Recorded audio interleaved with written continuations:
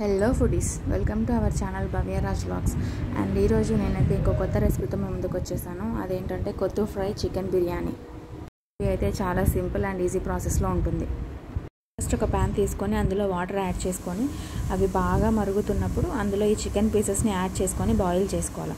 తర్వాత next process వచ్చేసి మనం ఇంకో ప్యాన్ పెట్టుకొని అందులో హోల్ గరం మసాలా, చెక్క, లవంగం, యాలుక, తర్వాత కొన్ని మిరియాలు, తర్వాత సాజీరా, అలాగే ఒక 4 ఎండుమిర్చి అండ్ ఫైనల్గా మెయిన్ ఇంగ్రీడియంట్ వచ్చేసి ఇందులో కస్తూరి మేతి, అది కూడా కాస్త యాడ్ చేసి అవన్నీ బాగా డ్రై ఫ్రై చేసుకొని కాస్త లో ఫ్లేమ్లో డ్రై చేసుకున్న తర్వాత ఇందులోనే కాస్త ధనియా పౌడర్ కూడా యాడ్ చేసి వాటిన్నిటిని మెత్తగా గ్రైండ్ చేసి పౌడర్ చేసి పక్కన పెట్టుకోవాలి.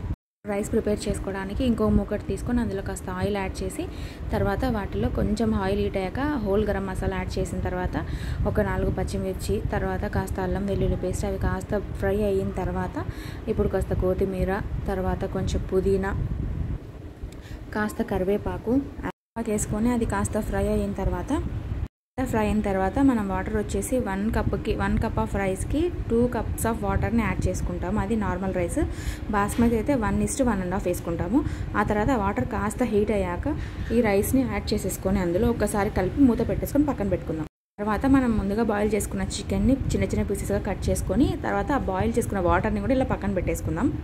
నెక్స్ట్ ఇంకో ప్యాన్ తీసుకొని అందులో కాస్త ఆయిల్ వేసుకొని అది కాస్త హీట్ అయిన తర్వాత ఆనియన్స్ని బాగా బ్రౌన్ కలర్లో వచ్చేంత వరకు ఫ్రై చేసుకొని అందులోనే కాస్త అల్లం వెల్లుల్లి పేస్ట్, కరివేపాకు, పుదీనా అండ్ కొత్తిమీర కాస్త ఫ్రై అయ్యాక అందులో మనం ఆల్రెడీ ముందుగా పీసెస్గా కట్ చేసి పెట్టుకున్న చికెన్ యాడ్ చేసుకొని అది ఒకసారి అలా తిప్పేసుకొని అందులోనే కాస్త టేస్ట్కి సరిపడా పసుపు, ఉప్పు, కారం ఇవన్నీ వేసుకొని ఒక్కసారి అలా మిక్స్ చేసుకొని తర్వాత మనం ఏదైతే వాటర్ పక్కన పెట్టుకున్నామో బాయిల్ చేసింది చికెన్ అది కూడా కాస్త యాడ్ చేసుకొని కాస్త దగ్గరగా అయిన తర్వాత మనం మిక్స్ చేసుకున్న మసాలా పౌడర్ని యాడ్ చేసి బిర్యానీ రైస్ రెడీ అయిన తర్వాత అందులో ఇలా సర్వ్ చేసుకోవడమే.